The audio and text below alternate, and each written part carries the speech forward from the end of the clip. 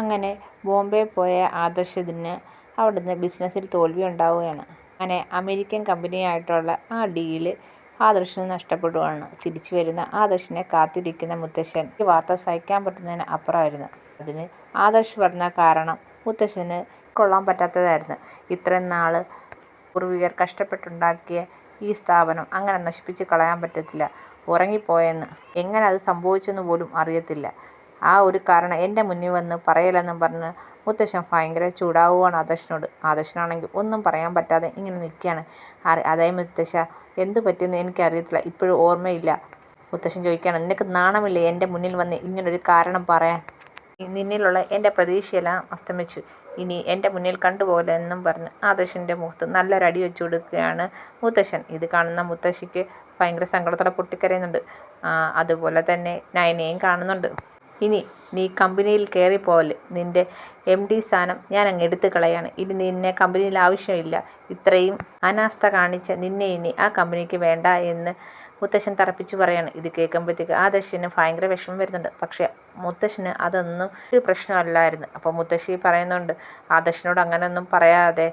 അപ്പം മുത്തശ്ശൻ പറയാണ്, അതിനകത്ത് വസുന്ധര ഇടപെടേണ്ട കാര്യമില്ല, ഇത് കമ്പനി കാര്യമാണ്. ബിസിനസ്സും ബന്ധവും രണ്ടും രണ്ടാണ്. അതാണ് എൻ്റെ തീരുമാനം. ഇനി ആദർശിനെ കമ്പനി കണ്ടുപോവല്ലേ എന്ന് പറയാണ്. ഇത് കേൾക്കുമ്പോഴത്തേക്ക് ആദർശിന് വിഷമത്തോടെയാണ്. അങ്ങനെ വിഷമത്തോടെ ആദർശിട്ട് പുറത്തേക്ക് ഇറങ്ങി വരുമ്പോൾ നയന നിൽക്കുന്നത് കാണുന്നുണ്ട്. നയനയ്ക്ക് ഭയങ്കര സങ്കടത്തോടെ കരയുകയാണ്. അങ്ങനെ മുറിയിലേക്ക് പോകുന്ന ആദർശിനെ നയന സമാധാനിപ്പിക്കുന്നുണ്ട്. മുത്തശ്ശൻ്റെ തീരുമാനം എല്ലാവരും അറിയുന്നുണ്ട്. ദേവയാനി ഇതറിയുമ്പോൾ ഭയങ്കര സങ്കടം കരയുകയൊക്കെ ചെയ്യുന്നുണ്ട്. അപ്പോൾ ദേവയാനിയാണെങ്കിൽ ജയൻ്റെ അടുത്ത് പറയാണ്, ജയേട്ടനൊന്ന് മുത്തശ്ശനോട് സംസാരിച്ചൂടെ, ആദർശിനൊരു അബദ്ധം പറ്റിയതാണെന്ന് പറഞ്ഞൂടെ. അപ്പം ജയൻ പറയാണ്, ബിസിനസ് കാര്യത്തിൽ അച്ഛൻ ആര് പറഞ്ഞാലും കേൾക്കത്തില്ല, അച്ഛനൊരു തീരുമാനമുണ്ട്, അത് തന്നെ നടക്കത്തുള്ളൂ. ഇനി ഞാൻ ചെന്ന് പറഞ്ഞാലും ഒരു കാര്യമില്ല എന്ന് ജയൻ പറയാണ്. അവനെ ആരോ ചതിച്ചതാണ്, അതുറപ്പാണ്. പക്ഷേ അച്ഛൻ്റെ മുന്നിൽ അതൊന്നും പറയാൻ പറ്റത്തില്ല, അച്ഛനത് കേൾക്കാൻ പോലും താല്പര്യമില്ല എന്ന് പറയാണ്. അച്ഛൻ ഉടനെ തന്നെ ബോർഡ് മീറ്റിംഗ് വിളിക്കുമെന്ന് ജയൻ പറയുകയാണ്. എന്തോ ആയാലും ആദർശിന് പകരമായി ചിലപ്പം അച്ഛൻ ആരെങ്കിലും കൊണ്ടുവരും, അല്ലെങ്കിൽ ആദർശിന് തക്കതായ ശിക്ഷ കിട്ടാതിരിക്കത്തില്ല ഇതിന് എന്ന് ജയൻ പറയുകയാണ്. എന്തായാലും അബിയെ കൊണ്ടുവരത്തില്ലെന്ന് ഉറപ്പാണ്, വേറെ ആരെയോ കൊണ്ടുവരും. അപ്പം ദേവേനി പറയാണ്, ഇനി അവന്തികയെ കാണും കൊണ്ടുവരുമോ? അപ്പം ജയൻ പറയാണ്, അറിയത്തില്ല, എന്തായാലും അച്ഛൻ ആലോചിച്ചിട്ടേ കൃത്യമായി തീരുമാനമെടുക്കത്തുള്ളൂ. സമയത്ത് ജലജയ്ക്കും നവ്യയ്ക്കും അബിക്കൊക്കെ ഭയങ്കര സന്തോഷമാവുന്നുണ്ട്. എന്തായാലും അവൻ പോയതുപോലെ തിരിച്ചു വന്നല്ലോ, അവന് ജയിക്കാൻ പറ്റിയില്ലല്ലോ. അവൻ ജയിച്ചായിരുന്നെങ്കിൽ ഇവിടെ ഉള്ളവരുടെ മറ്റുള്ളവരുടെ അഹങ്കാരം കൂടെ കാണേണ്ട വരുമല്ലോ എന്ന് ജലജ പറയാണ്. അപ്പോൾ നവ്യ പറയാണ്, ഞാൻ പറഞ്ഞില്ലേ, സത്യം എന്നായാലും ജയിക്കും. അവൻ പോയതുപോലെ തോറ്റു വന്നത് കണ്ടോ. AN ജ്വല്ലറിയുടെ ഉയർച്ചയാണ്, മൂർത്തി ജ്വല്ലറി അതുപോലെ നശിച്ചു, അതാ എനിക്ക് കാണേണ്ടതെന്ന് നവ്യ പറയാണ്. അപ്പോൾ അബി പറയാണ്, നമുക്ക് വളരെ സന്തോഷമുള്ള ഒരു വാർത്തയാണ്. ജലജ പറയാണ്, എന്തായാലും ആദർശിനെ മുത്തശ്ശന് ഇനി അച്ഛൻ അവിടെ വെച്ച് വാഴത്തില്ല, ഇനി അവനെ പുറത്താക്കും. അവന് പകരമായി ആരെയാണ് ഇനി അവിടെ കയറ്റിയിരുത്തുന്നതെന്ന് നമുക്കറിയാൻ പറ്റത്തില്ല. എന്തായാലും നിന്നെ അവിടെ തിരിച്ചു കയറ്റുമെന്ന് എനിക്ക് തോന്നുന്നില്ല എന്ന് ജലജ പറയാണ്. പിന്നെ ആരെയായിരിക്കാം അച്ഛനവിടെ ഉദ്ദേശിച്ചിരിക്കുന്നത്? പറയാണ്, അവന്തികയെങ്ങാനും ആയിരിക്കുമോ?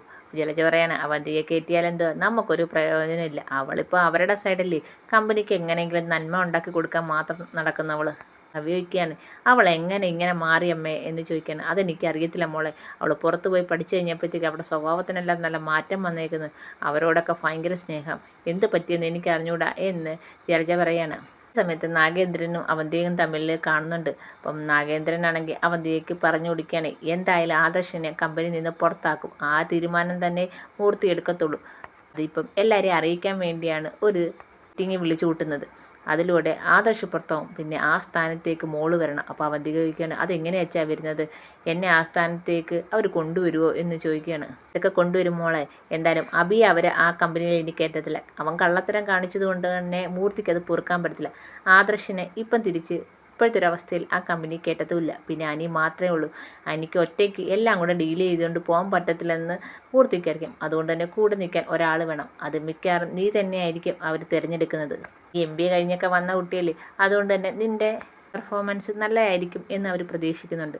അപ്പോൾ അവന്തിക പറയാണ്, ഞാൻ ആ ജോലി ഏറ്റെടുക്കണോ അച്ഛാ എന്ന് ചോദിക്കുകയാണ്. അപ്പോൾ നാഗേന്ദ്രൻ പറയാണ്, മോൾ അത് ഏറ്റെടുക്കണം, എന്നിട്ട് നല്ല പെർഫോമൻസും കാഴ്ചവെക്കണം. ബിസിനസ് കാര്യത്തിൽ എല്ലാവരെയും മോളുടെ മുന്നിൽ മുട്ടുകുത്തിക്കണം, നല്ല അഭിപ്രായം പറയണം, പതുക്കെ പതുക്കെ ആ കമ്പനി നീ പിടിച്ചെടുക്കണം, നിൻ്റെ കയ്യിലാക്കണം, അതാ വേണ്ടുന്നേ എന്ന് നാഗേന്ദ്രൻ അവന്തികയ്ക്ക് പറഞ്ഞു കൊടുക്കുകയാണ്. അതൊക്കെ നടക്കുക വെച്ചാൽ, അതൊക്കെ നടക്കണം, അതാണ് നമ്മുടെ ലക്ഷ്യം. അത് മൊത്തം പിടിച്ചെടുത്തിട്ട് ആ കമ്പനി നശിപ്പിക്കണം. നമ്മുടെ കയ്യിലായി കഴിഞ്ഞാൽ പിന്നെ നശിപ്പിക്കാൻ എളുപ്പമാണെന്ന് പറയാണ്. ഇപ്പം ആദർശിനെ ഈ ഒരു അവസരത്തിൽ മാറ്റി നിൽക്കുന്നത് നമുക്ക് കിട്ടിയ നല്ലൊരു ഗോൾഡൻ ചാൻസ് ആണ്. അത് നീ നന്നായിട്ട് പ്രയോജനപ്പെടുത്തണം. എൻ്റെ ഒരു ഊഹം വെച്ച് നീ തന്നെയായിരിക്കും നാളെ ആ കമ്പനിയിലേക്ക് കൊണ്ടുവരാൻ ഉദ്ദേശിക്കുന്ന ആളെന്ന് നാഗേന്ദ്രൻ പറയാണ്. അവന്തിക പറയാണ്, എന്തായാലും നമ്മളുടെ പ്ലാൻ നന്നായിട്ട് വിജയിച്ച ആ ജ്യൂസിൽ ഉറക്ക ഗുളിക കലക്കി കൊടുത്തുകൊണ്ട് ആദർശേട്ടൻ അവിടെ കിടന്നുറങ്ങിയായിരുന്നു. ഇല്ലെങ്കിൽ എന്ത് സംഭവിച്ചേനെ എന്ന് അവന്തിക ചോദിക്കണം. അപ്പോൾ നാഗേന്ദ്രൻ പറയാണ്, നമ്മൾ ആദർശിനെ അങ്ങനെ മോശമായിട്ടൊന്നും കാണാൻ പറ്റത്തില്ല. ചിലപ്പോൾ നമ്മൾ വിചാരിക്കുന്ന പോലെ കാര്യങ്ങളൊന്നും നടക്കത്തില്ല. അവൻ ആ മീറ്റിങ്ങിൽ പങ്കെടുത്തായിരുന്നെങ്കിൽ ആ ബിസിനസ് അവർക്ക് തന്നെ കിട്ടിയേനെ. അതുകൊണ്ടാണ് ഒരു പടി മുന്നേ എന്നുള്ള അവനെ ആ റൂമിൽ നിന്ന് പോലും ഞാൻ പുറത്തിറങ്ങണ്ട എന്ന് തീരുമാനിച്ചത്. അച്ഛൻ്റെ ബുദ്ധി എന്തായാലും കൊള്ളാം. അതെന്തായാലും നടത്തിയെടുത്തത് നമ്മുടെ വിജയമാണെന്ന് അവന്തിക പറയുകയാണ്.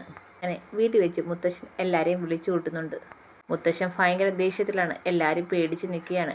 അപ്പം മുത്തശ്ശൻ എല്ലാവരുടെ അടുത്തിട്ട് പറയാണ്, ആദർശ് ഒരു ബിസിനസ്സിന് പറഞ്ഞു വിട്ടിട്ട് അത് ഞാൻ ഉദ്ദേശിച്ചതുപോലെ കാര്യം സാധിച്ചെടുക്കാൻ പറ്റില്ല. അതുകൊണ്ട് തന്നെ ഇനി അവൻ്റെ കഴിവിൽ എനിക്ക് സംശയമുണ്ട്. അതുകൊണ്ട് തന്നെ കുറച്ച് നാളത്തേക്ക് ആദർശ് ഈ കമ്പനിയിൽ നിന്ന് പുറത്ത് നിന്നേ പറ്റൂ. നിന്റെ സേവനം ഇനി കുറച്ച് നാളത്തേക്ക് ഞങ്ങൾക്ക് ആവശ്യമില്ല എന്ന് പറയാണ്. ഇനി തിരിച്ചെന്നെങ്കിലും നിനക്ക് കയറണമെങ്കിൽ നിന്റെ കഴിവ് തെളിയിക്കണം. അന്ന് മാത്രമേ നിനക്ക് ആ കമ്പനിയിൽ ഇനി തിരിച്ചു കയറാൻ പറ്റൂ. അതുപോലെ തന്നെ ഇപ്പോൾ നിന്റെ സേവനം ഈ കമ്പനിക്ക് ആവശ്യമില്ല. അതുകൊണ്ട് തന്നെ നിന്റെ സീറ്റിലേക്ക് ഞാൻ മറ്റൊരാളെ കൊണ്ടുവരാനാണ് തീരുമാനിച്ചിരിക്കുന്നത് എന്ന് മുത്തശ്ശൻ പറയുകയാണ്. ഇതൊക്കെ കേൾക്കുമ്പോഴത്തേക്ക് എല്ലാവർക്കും ഭയങ്കര സങ്കടം വരുന്നുണ്ട്. പക്ഷേ ജലജയ്ക്കും അബിക്കൊക്കെ ഭയങ്കര സന്തോഷം, നവ്യയ്ക്കും അതുപോലുള്ള സന്തോഷം വരുന്നുണ്ട്. ജലജ ചോദിക്കുകയാണ്, അബിയെ ആ സ്ഥാനത്തേക്ക് അച്ഛനെ നിർദ്ദേശിച്ചൂടെ എന്ന് ചോദിക്കുകയാണ്. അപ്പോഴത്തേക്ക് മുത്തശ്ശനങ്ങ് ദേഷ്യം വരികയാണ്. ഈ കള്ളനെ ആ കമ്പനിയുടെ പടിക്ക് ഞാൻ കയറ്റത്തില്ല. അവനെ ഇനി അവിടെ ഒരു ചെറിയ സ്ഥാനം പോലും കൊടുക്കാൻ ഞാൻ ഉദ്ദേശിച്ചിട്ടില്ല എന്നും പറയാണ്. അപ്പോൾ അത് കേൾക്കുമ്പോഴത്തേക്ക് ജലജ അങ്ങ് മിണ്ടായിരിക്കുകയാണ്. ഇപ്പോൾ ഞാൻ കമ്പനിയിലേക്ക് കൊണ്ടുവരാൻ ഉദ്ദേശിക്കുന്നത് അവന്തിക മോളെയാണ്. അവൾ MBA ഒക്കെ കഴിഞ്ഞ് വന്നേക്കല്ലേ. അവളുടെ കഴിവും കൂടെ അവൾ തെളിയിക്കട്ടെ. എന്തെങ്കിലും സംശയവും മറ്റും ഉണ്ടെങ്കിൽ എന്നോട് ചോദിക്കട്ടെ. കൂടെ അനിയുമുണ്ട്. അനിയുടെ കൂടെ ഒരു താങ്ങായി നിന്ന് അവളും ബിസിനസ് കാര്യങ്ങളൊക്കെ പഠിച്ച് അവളുടെ കഴിവ് തെളിയിക്കട്ടെ എന്ന് പറയാണ്. ഇത് കേൾക്കുമ്പോഴത്തേക്ക് ജലജയ്ക്ക് സന്തോഷമുണ്ട്. പക്ഷെ അവന്തികയുടെ സ്വഭാവം ഓർത്ത് ഒരു സന്തോഷവും ഇല്ല. അപ്പം അജയൻ പറയാണ്, അച്ഛ ആദർശന് ഒരവസരം കൂടെ കൊടുത്തൂടെ എന്ന് ചോദിക്കുകയാണ്. അപ്പം മൂർത്തി പറയാണ്, ബിസിനസ്സിൽ വീണ്ടും ഒരു അവസരം കൊടുക്കയില്ല. എൻ്റെ കഴിവ് ഇവിടെ തെളിയിക്കാൻ അവന് പറ്റിയില്ല. അതുകൊണ്ട് ഇനി അവൻ അവസരം കൊടുക്കത്തില്ല. ഇനി എന്നെങ്കിലും അവനൊരു അവസരം കിട്ടി അവൻ സ്വയം കഴിവ് തെളിയിച്ചാലേ അവന് തിരിച്ച് കമ്പനിയിൽ കയറാൻ പറ്റൂ.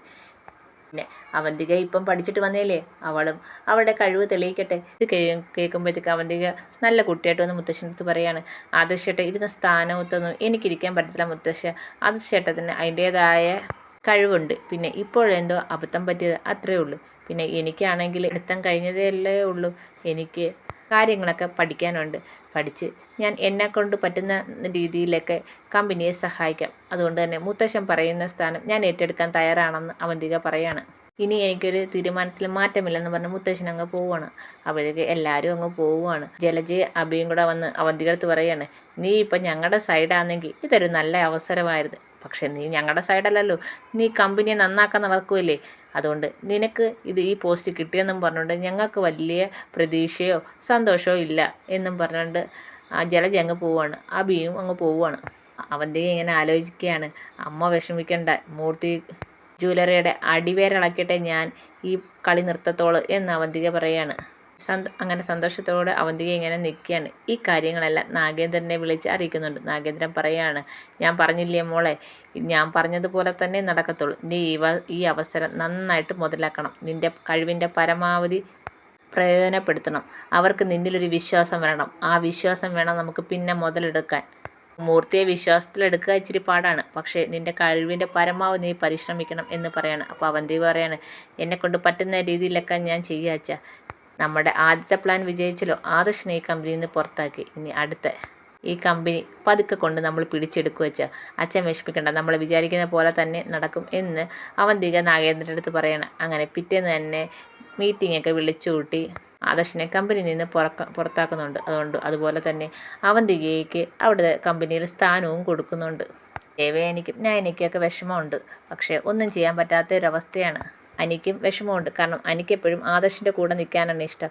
പക്ഷേ ആദർശിനെ പുറത്താക്കിയോടെ അനിക്കും ഭയങ്കര വിഷമമുണ്ട്. അതിൻ്റെ കൂടെ അനിക്കാണെങ്കിൽ നന്ദുവിൻ്റെ കാര്യം ഓർത്തും ടെൻഷനുണ്ട്. പക്ഷെ കമ്പനി കയറിയ അവന്തികയാണെങ്കിൽ കൂടുതൽ കാര്യങ്ങൾ പഠിച്ച് എല്ലാവരുടെ മുന്നിൽ നല്ല പെർഫോമൻസ് കാഴ്ചവെക്കുകയാണ്. മുത്തശ്ശന് വളരെ സന്തോഷമാവുന്നുണ്ട്.